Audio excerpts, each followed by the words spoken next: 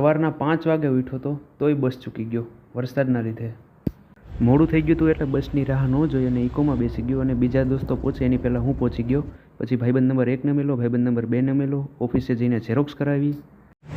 તો ભાઈઓ આજે અને આજે 9 વાગ્યા છે સવારના અને સૌથી પહેલાં અમે બે હજી કોઈ એવું નથી, બધાય રૂમ બંધ છે, ઓફિસ બંધ છે.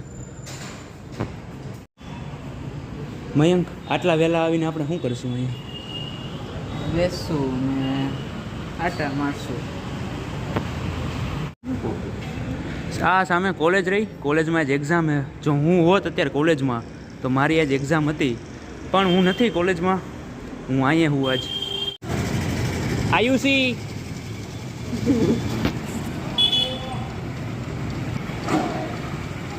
ક્લાસ ચાલુ થાય ત્યાર પહેલાં બધા હોમવર્ક પૂરું કરતા હોય. ઘરેથી હોમવર્ક કરીને આવવાની ટેવ કોઈને નથી.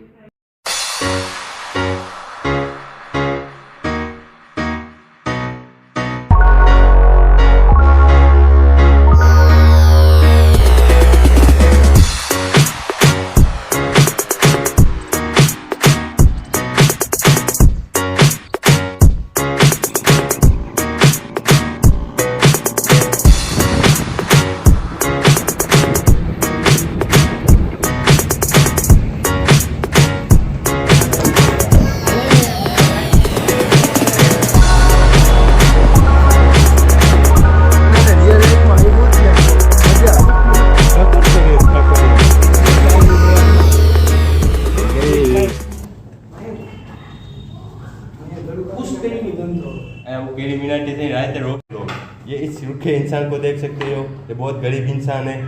इसके बाजू में तो वो सबसे मोटा 10 રૂપિયા હાટું કાલે નીચે બોલાવ્યા હતા. કોણ લખું? તે બોલાવ્યા હતા. કોણ? બૂટ મારા હતા. રિચાર્જ નથી. રિચાર્જ મારું હતું, બૂટે મારું હતું ને વાઈફાઈ ચાલુ કરી દે. કાયમ આવીને વાઈફાઈ માંગવું પડે. લુખું કોણ? ગ્રોનું વાઈફાઈ એમાં લાગે, ચિંતા નથી. તો અત્યારે વાગ્યા છે 1 અને અત્યારે છે લંચ બ્રેક અને આજે અમે 3 જ નથી, અમે 3 જ નથી, એમાં ખાલી બીજા છે પણ બીજા લોકો થોડી લપ કરે છે ભાઈઓ અરે. અને આ મારો દોસ્તાર માસૂમ અને આ બીજો દોસ્તાર ઇનોસેન્ટ. અમે ત્રણેય અહીં બેઠા હતા. અમનેથી થોડુંક રિવિઝન કરી લઈએ કાલનું, કારણ કે ભણવું જરૂરી છે.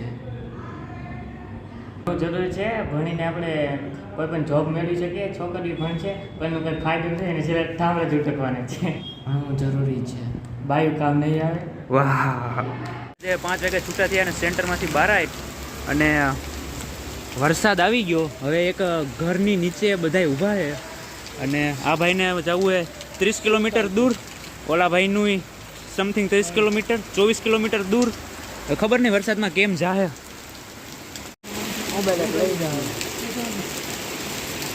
તો આ જાદુએ અમારી વાત ન માની એટલે એ વરસાદમાં આખો પલરી ગયો. જાદુ હેપી.